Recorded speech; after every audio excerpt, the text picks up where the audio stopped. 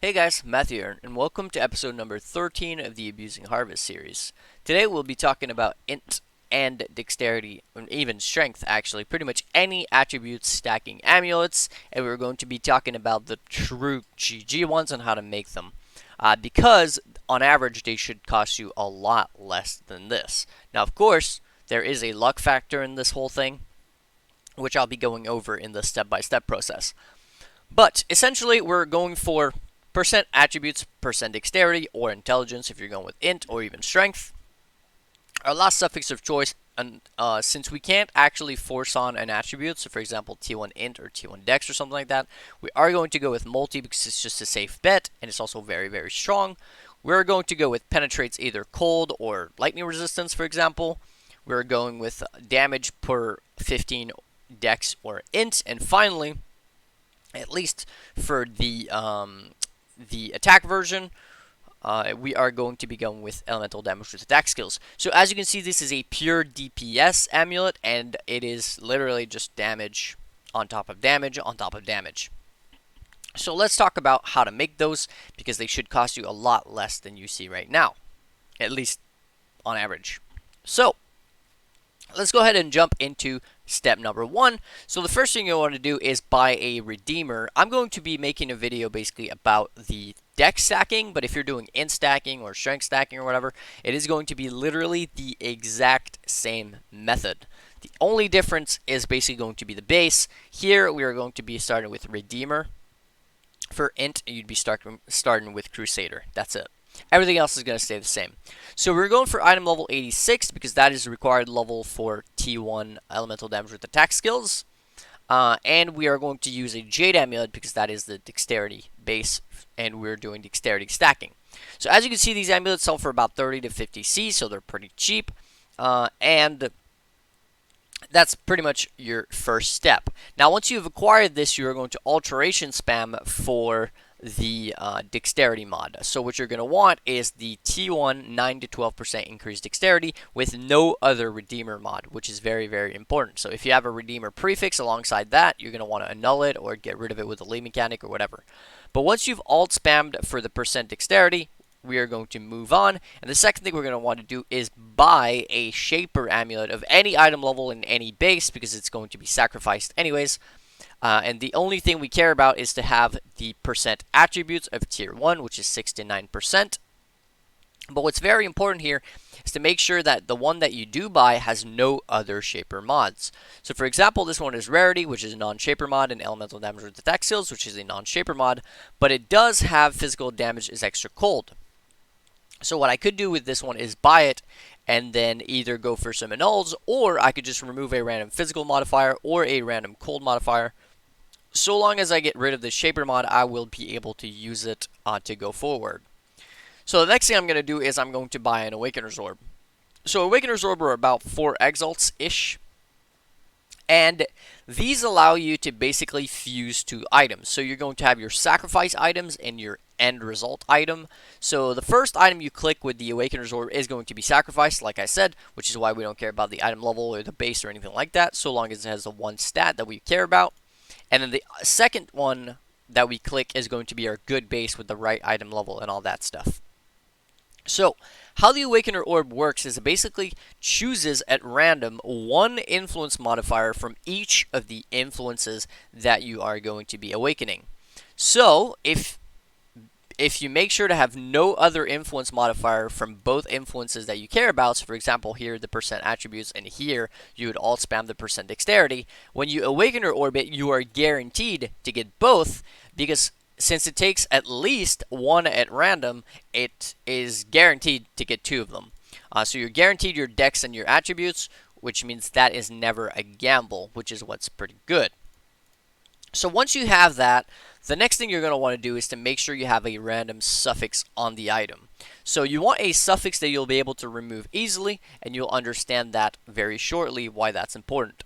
So the first thing is going to be get any suffix that you can remove easily. So for example, if you get fire resistance, cold resistance, lightning resistance, chaos resistance, anything like that, or fire, cold, lightning damage, Anything like that would work perfectly fine because we can very easily remove them by removing, say, a random cold, fire, lightning modifier, or something like that. So that's going to be our first thing that we're going to make sure to fill in the suffixes.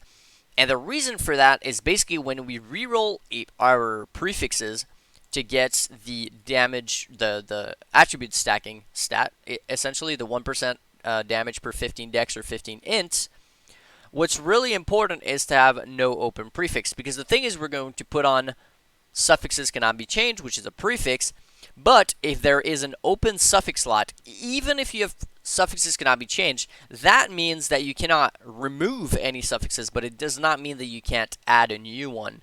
So if you did remove a influence modifier, add a new influence modifier, and you had suffixes cannot be changed on it, there is a chance that it's going to remove one of your influence prefixes and add a random influence suffix. And if that suffix happens to be one that you cannot get rid of through the league mechanic, so for example, quantity or like chance to deal double damage if you stun an enemy, stuff like that, you just basically lost the ability to put crit multi on your amulet, which is really bad. So again, first thing we're going to do is put on a suffix that we don't care for. Now, once that's done, we are going to move on to the next step, which is going to be guaranteeing or forcing our 1% increased damage per 15 dexterity. So how we're going to do that is we're going to grab our amulet, which has, at this point, it should have the dex or the int, the attributes, and a random suffix which we can remove, and we are going to put on suffixes cannot be changed. So suffixes cannot be changed will make it so that when you remove a random influence modifier and add a new one, it will not be able to hit either your dexterity or your attribute stat. So that is basically necessary. So once you've had the suffixes cannot be changed, the next thing you're going to want to do is to augment a new influence modifier. Now that can be anything and is guaranteed to be a prefix. Since we have already our suffixes done, there's no place for open suffixes. So if we go ahead and augment a new influence modifier, it's going to pick either a redeemer or shaper prefix, and then we're going to do remove a random influence modifier, add a new influence modifier. And since our suffixes are locked, the only thing that is going to be able to hit is our prefix, which we just augmented, and the average is going to take 11 tries to get our attribute stacking mod. So given that these are about 2 exalts each, the average is going to be about 22 exalt to finish that part of the craft. The next part of the craft is probably going to be the most annoying part, and that is going to be to try to force on the wed. So elemental damage with attack skills is a prefix. So what we're going to do here is we basically aren't going to do anything that changes our amulet, since at that point we should have our random suffix still, our int or dex, our damage per int or dex, as well as our attributes. So at that point we would have 4 stats on our amulet, 3 suffixes which we care for, and 1 prefix which we care for. So the next thing is we want to basically force on this mod. So what we're going to do is we are going to augment attack twice. So why do we augment attack twice? Well, if we look at the mods here that have the attack tag, you will see that every single one of them has another tag which would allow us to remove that mod if it were to show up. So for example, physical damage Leash's life, I can remove via removing physical. Leash his mana, remove via physical. Cold damage to attacks, I can remove via cold. Fire damage to attacks, I can remove via fire, and so on and so forth. So what that allows us to do is the odds of getting T1 elemental damage with attack skills when rerolling for attacks is 1 in 117. That being said, if I augment attack twice, any of these mods is going to count as a block. So for example, if I get cold damage to attacks, this is now blocking some of the potential mods. Instead of being 1 in 17, it's 1 in 103. So that is why you can do that instead. Now, there is a problem with that though, and the thing is that if you augment twice and you do remove attack, add a new attack, there is a chance that it doesn't hit the mod that you want. So for example, the worst case scenario is, let's say you actually roll on the wed on it already.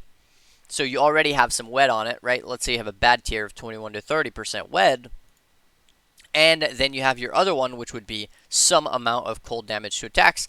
From then onwards, if you do remove attack, add new attack modifier, there is a chance that it hits the cold and not the wed, at which point you're basically wasting your remove add attacks every time. So how do we take care of that? Well, pretty easy. Essentially, so long as we don't have wed on our amulet, we can just keep rerolling the attack. So for example, if we have cold damage to attacks and fire damage to attacks, we can just do remove attack, add new attack, remove attack, add new attack, until we get some amount of wed. Now, as soon as you're going to get some wed, though, on it, you're going to have to remove the other mod that is not wed. So for example, if I have the wed and the cold damage to attacks, at this point, what I have to do is to remove a cold mod. So then when I do remove attack, add new attack modifier, I'm guaranteed to hit my wed, or my increased elemental damage with attack skills. I'm guaranteed to hit it because there's no other attack mods on my amulet. So that's pretty much what we're going to do.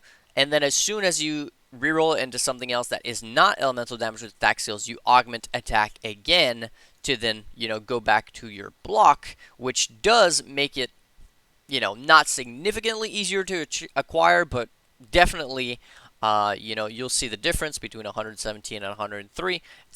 It's there for sure. That's like a couple X worth of rerolls. So, let's go ahead and say that at this point you've finally hit your T1 wed, or if you don't have the funds for T1, you can always just accept T2. It's not that big of a deal, because T2 is going to be 59, and with a block, it's even better. It's only 52, so it's more than twice as easy to actually hit T2. So let's say you hit T2 or T1 if you're really lucky. Now you should have your wed. You should have your attribute stacking alongside your dex or your int, and your attributes and your random suffix. This is where we are going to remove our random suffix to finish off the craft. So we are going to remove whatever random suffix we had. So let's say we had fire resistance, like we were talking about at the beginning of the video. We're going to remove the fire resistance so we can go on with the craft, because the last part of the craft is going to be putting on the pen. Now, the thing about it is that it's actually pretty damn easy to do. All that we need to do is remove that last suffix and craft on cannot roll attack modifiers. If we put cannot roll attack modifiers, it is going to get rid of a ton of different modifiers that have a lot of weighting. And this is going to make it much, much easier. So, the thing is, the mod that we care for is the pen. Now, the pen has a weighting of 250, which is not super high. It's actually pretty bad. But if we look at the amount of cold rolls on an amulet here, there's basically the pen, there's the +1, which also has a weighting of 250. There's these mods here, cold damage leashes, life and energy shield, and there's also physical as life and energy, physical as extra cold. And then there's cold damage leashes life as well, and physical damage as extra cold as well. And all of these kind of have low weighting. If you look at this, there's 800, 1,600, 1,000, 1,000, 250, and 500. And what you care for is 250. So it's not the worst in terms of weighting.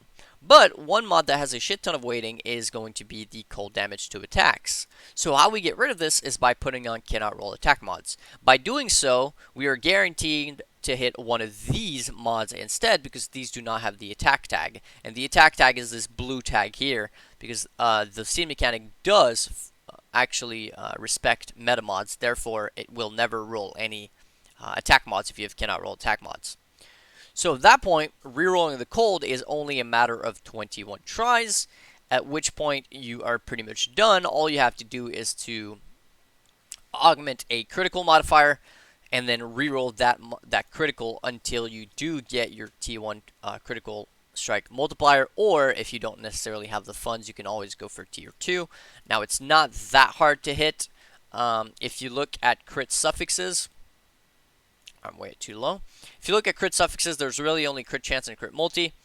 So getting tier 1 is like 1 in 12 chance, but getting tier 2 is actually a 1 in 6. So it's really not that expensive to force on the T1 or T2 multi, especially if you go on for if you accept the T2 multi. And then at this point, you would basically have an amulet that looks something like this: attributes, dexterity, multi, pen, damage per 15 dex or 15 int if you went with the int, and then you're wed. So for the Crusader influence, it is, like I said at the beginning of the video, the exact same thing. The only thing that changes is instead of having dexterity here, you have intelligence, and instead of having cold penetration, you have lightning penetration. But every single step of the way is the exact same. Now these amulet looks to be about to be worth about like 70, 80x and whatnot.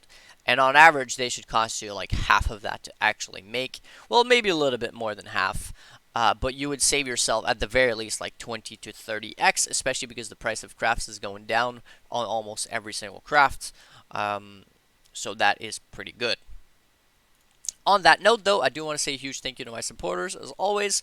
Gaikona, Kfish, Zachary Luro, Scott, Dr. Radu, Casticus, Francesco, Amazo, Skorov, Mr. Coffee, Mario, and Jungle Dog, as well as anybody else who wishes to remain anonymous, and, of course, anybody else who supports me through different platforms. Now, a huge thank you to you guys, and hopefully this video helps you out on making your own nice little amulets. And, of course, it is going to be as expensive as you want it to be good, so the better you want it to be, like the closer to perfect, the more expensive it's going to be. But it's fairly easy to remove a lot of this cost by accepting lower elemental damage attack skills, or say T2 pen, or say lower multi, and so on. So yeah. Until the next one, though, that's going to be Matthew signing out. I'll catch you guys in the next one. Peace.